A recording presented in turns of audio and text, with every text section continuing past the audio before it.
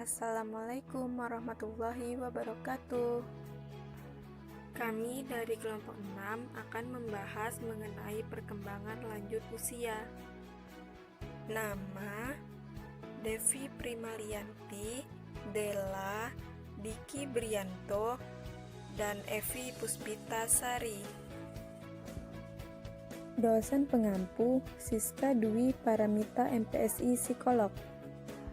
Dari Program Studi Bimbingan dan Konseling Pendidikan Islam Institut Agama Islam Negeri Syekh Abdurrahman Siddiq Bangka Belitung. Video ini untuk memenuhi nilai ujian akhir semester mata kuliah Psikologi Perkembangan tahun 2020. Assalamualaikum warahmatullahi wabarakatuh. Perkenalkan, nama saya Devi Primalianti, NIM 1915017 dari kelas BKPI 2A, Fakultas Tarbiyah, Prodi Bimbingan dan Konseling Pendidikan Islam. Video ini dibuat untuk memenuhi tugas ujian akhir semester mata kuliah Psikologi Perkembangan tahun 2020 yang diampu oleh Ibu Siska Dwi Paramita MPSI Psikolog. Baiklah, di dalam video ini saya akan menjelaskan beberapa ciri-ciri dari lansia atau lanjut usia. Lansia adalah masa di mana seseorang atau individu merasa sudah sangat tua, dan pada umumnya seseorang atau individu ini ada rasa kecemasan atau ada rasa ketakutan pada masa lanjut ini, dan ditandai dengan kemunduran fungsi organ. Ciri-ciri dari lansia diantaranya adalah 1. Perubahan pada ketuaan fisik dan psikologis. Tetapi pada masa lanjut usia ini, ketuaan yang bersifat fisik lebih menonjol atau lebih mendahului dari ketuaan psikologis akibat dari usia lanjut ini. Dan yang kedua, terjadinya beberapa masalah pada penyesuaian diri dan sosial yang khas.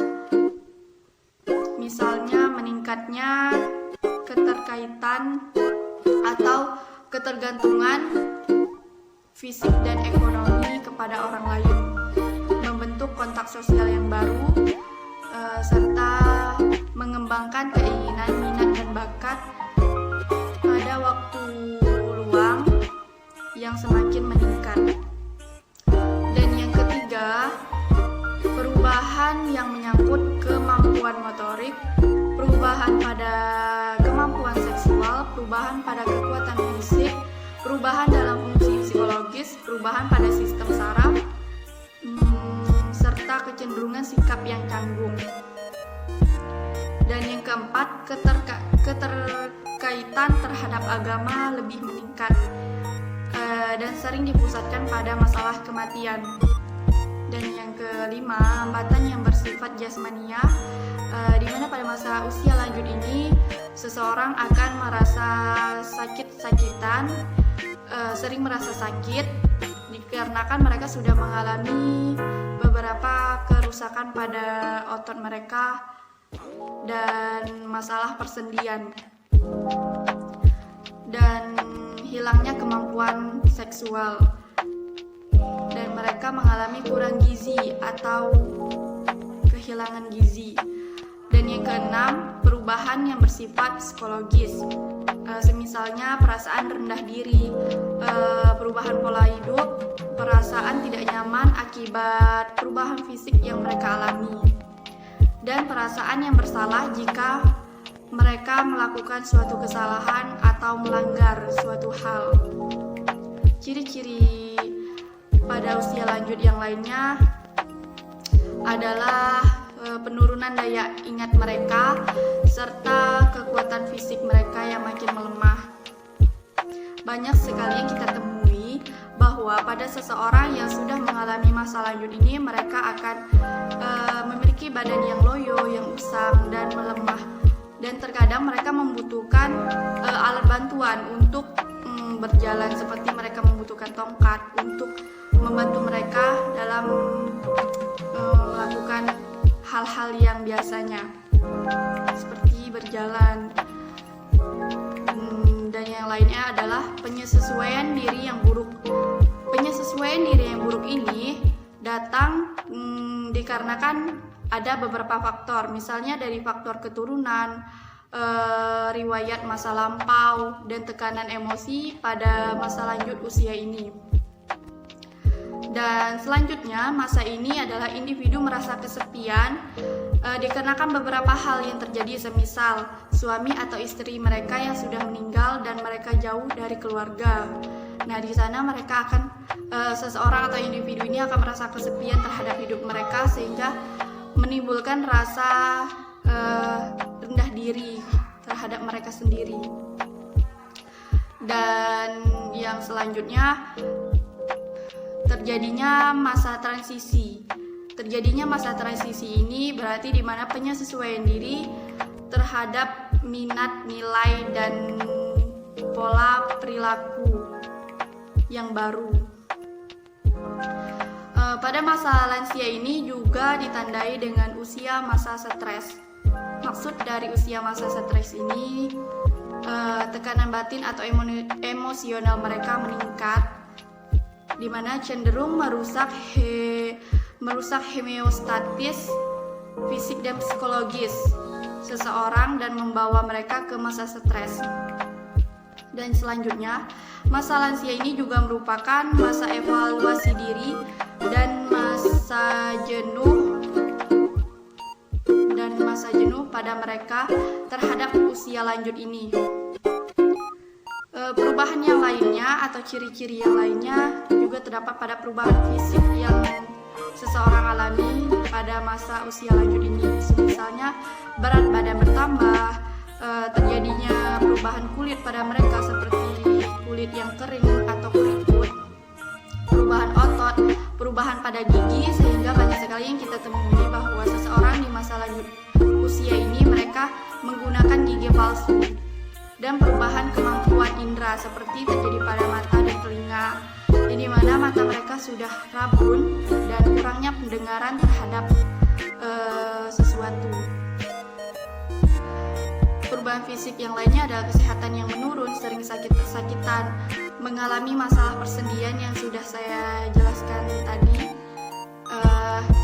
Dan pada masa lanjut usia ini, seseorang atau individu juga memiliki keinginan untuk menjadi kembali muda sangat kuat, sehingga mereka terkadang nekat melakukan apa saja demi mengembalikan masa muda mereka, seperti melakukan beberapa operasi plastik atau menggunakan cara-cara yang lain agar mereka tetap terlihat awet muda.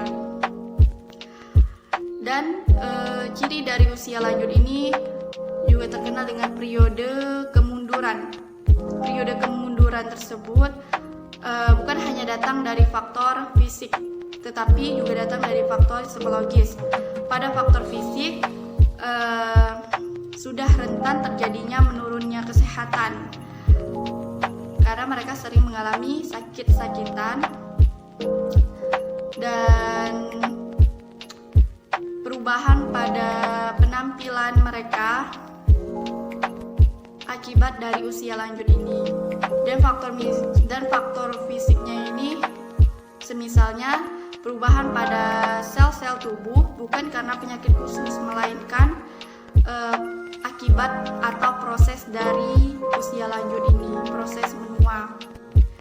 Nah, sedangkan faktor psikologisnya adalah jika mereka mengalami tekanan batin, kurang perhatian, dan terasing secara sosial, maka penyesuaian dirinya pun buruk. Misalnya mereka memiliki perasaan tidak senang terhadap diri sendiri, terhadap orang lain, serta lingkungan sekitar dengan seiringnya berjalannya waktu pada masa usia lanjut ini.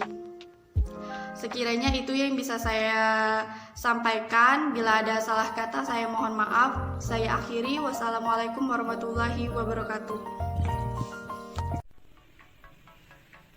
Assalamualaikum warahmatullahi wabarakatuh. Sebelum saya melanjutkan ke sesi berikutnya, pada sesi ini sebaiknya saya mengenalkan diri kepada teman-teman terlebih dahulu. Perkenalkan, nama saya Bella, saya dari Prodi BKPI kelas 2A, NIM saya 1916088.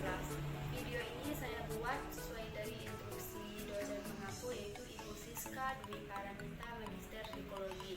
Dan video ini guna untuk memenuhi nilai ujian akhir semester mata kuliah Psikologi Perkembangan tahun 2020. Baiklah, saya akan masuk ke sesi pembahasan, di mana pada kesempatan kali ini saya bertugas untuk menjelaskan perkembangan pada lansia pada materi perubahan kemampuan motorik, perubahan seksual, serta perubahan penampilan pada lansia. Baiklah, saya akan membahas tentang perubahan kemampuan motorik pada lansia. Seperti yang kita ketahui sendiri bahwa perubahan pada lansia, perubahan motorik pada lansia itu ada dua. Yang pertama itu perubahan fisiologis, yang dimana seperti kita ketahui sendiri pada tubuh lansia itu secara langsung atau tidak langsung diakibatkan penurunan jaringan tubuh seperti gelang karet yang tua, dinding saluran arteri menjadi rapuh, dan hal tersebut memicu kesulitan sirkulasi pada tubuh mereka, serta di mana fungsi kelenjar tubuh menjadi lambat. Seiring dengan hal tersebut, di mana pada lansia itu banyak ditemukan juga kesulitan untuk makan, di mana mereka banyak menggunakan minum sehingga mereka kesulitan untuk mengunyah makanan. Yang kedua itu adalah perubahan kesehatan pada lansia, di mana perubahan kesehatan pada lansia ini cenderung mudah lelah karena tidak dianjurkan bagi lansia untuk melakukan aktivitas yang berat-berat karena tubuhnya mungkin sudah tidak sanggup lagi untuk menopang hal tersebut sehingga mereka akan merasa mudah lelah. Selanjutnya, telinga berdengung, di mana pada saat mereka muda pendengaran mereka itu masih sensitif, sedangkan pada saat mereka memasuki usia-usia lanjut mereka mengalami penurunan pada pendengaran mereka sehingga sering disebut dengan istilah pikun. Selanjutnya, sering sekali kita dengar pada lansia ini mengalami sakit pada otot, dan hal itu wajar karena mereka telah memasuki usia lanjut. Lalu bagaimana lansia sendiri dalam mempengaruhi kesehatan mereka? Tentunya dengan banyak faktor lah ya, berdasarkan banyak faktor. Yang pertama itu faktor keturunan, di mana mereka sudah membawanya sejak lahir. Yang kedua adalah faktor riwayat penyakit. Mungkin di masa muda mereka mengalami penyakit atau bagaimana lah ya. Selanjutnya faktor tingkatan emosi dan lain-lain sebagainya. Baiklah, saya akan melanjutkan ke pembahasan berikutnya, yaitu bagaimana perubahan seksual pada lansia. Pada lansia sendiri mengalami juga namanya perubahan seksual. Pada pria dan wanita itu tidak jauh berbeda. Baiklah, saya akan membahas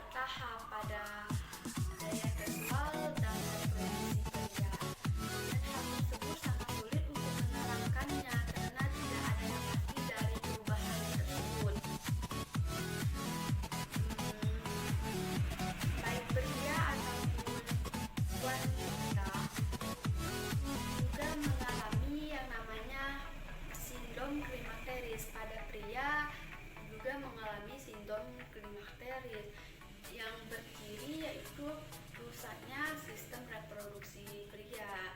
Maksud di sini rusak itu bukan rusak ya, maksudnya fungsinya sudah menurun, daya seksualnya menurun, penonjolan, kemudian ketidaknyamanan fisik lah yang lain-lain. Selanjutnya saya akan membahas ke materi perubahan penampilan pada lansia, di mana perubahan penampilan pada lansia ini sangat mempengaruhi diri mereka. Banyak sekali daripada lansia sering berontak terhadap penampilan mereka yang menurun, karena mereka selalu membawa ketakutan dalam diri mereka. Baik pria ataupun wanita lansia selalu membawa ketakutan dalam diri mereka terhadap penampilan mereka yang menurun, karena dianggap hal tersebut dapat menghambat mereka untuk mempertahankan pasangan mereka, atau juga menurun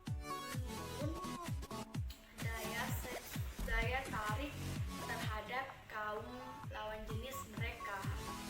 Dari wanita sendiri menyadari seberapa jauh daya tarik kaum pria itu terhadap penampilan. Jadi penampilan itu merupakan daya tarik bagi kaum pria.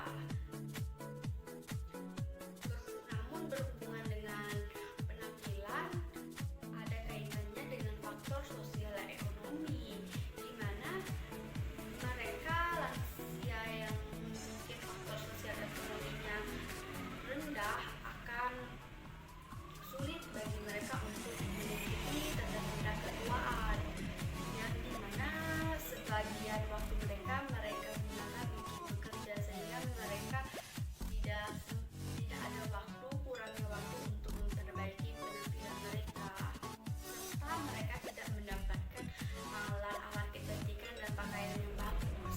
Maka dari itu sangat terlihat jelas penampilan mereka itu menurun.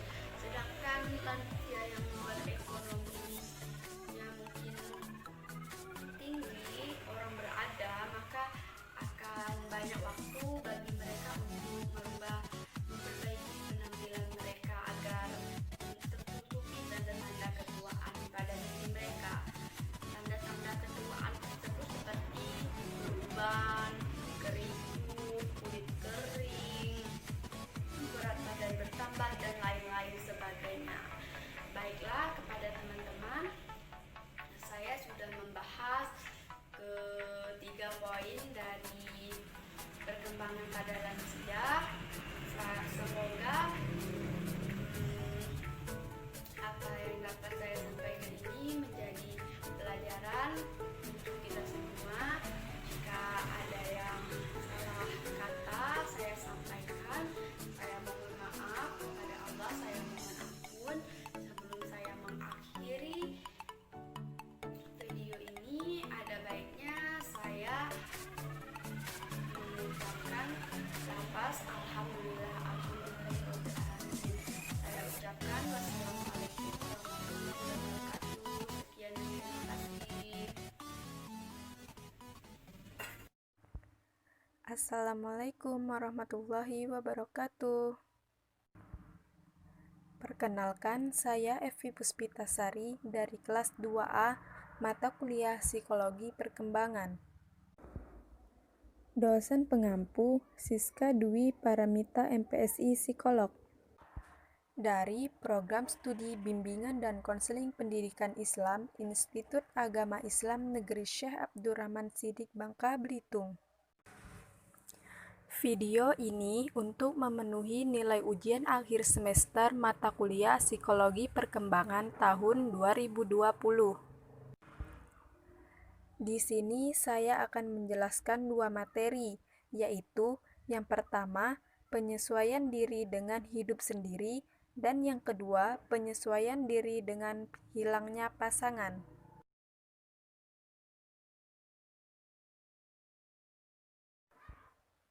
Materi 1, penyesuaian diri dengan hidup sendiri.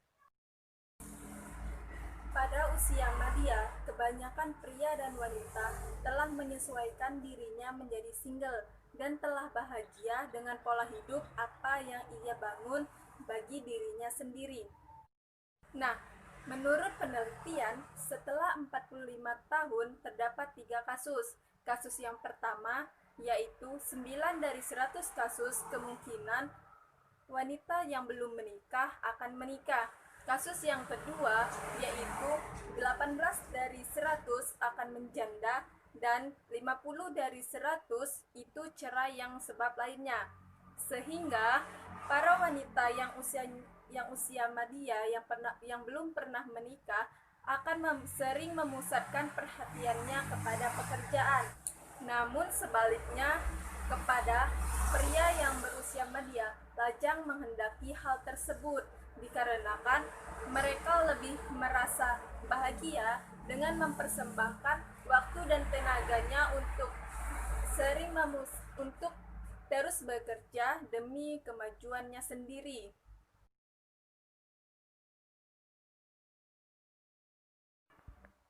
Materi 2, penyesuaian diri dengan hilangnya pasangan. Penyesuaian diri dengan hilangnya pasangan. Tahukah kalian apa sih faktor penyebab hilangnya pasangan itu?